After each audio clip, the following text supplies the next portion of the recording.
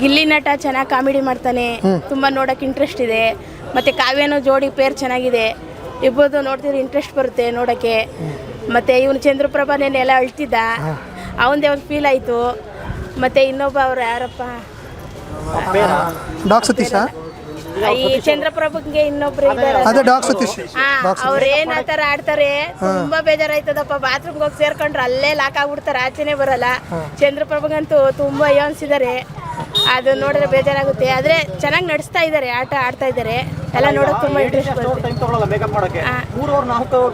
ಹೌದು ಸರ್, ಅದೇ ಒಂದು ಕಾಮಿಡಿ ಆಗಿದೆ. ನೆನೆ ಎಲ್ಲ ಅದೇನೆ ನೋಡಿ ನಕ್ಕಿದಾಯ್ತು. ಇವನೇ ಯಾರಪ್ಪ ಲೇಡೀಸ್ಗಿಂತ ಜೆಂಟ್ಸಿನೇ ಮೇಕಪ್ ಮಾಡ್ಕೊಂಡು ಒಳಗಡೆ ಸೇರ್ತಾನೆ ಅಂತ, ಅದೊಂದು ಇಂಟ್ರೆಸ್ಟ್ ಇದೆ. ನೋಡೋಕಂದ್ರೆ ಚೆನ್ನಾಗಿದೆ ಈ ಸಲ.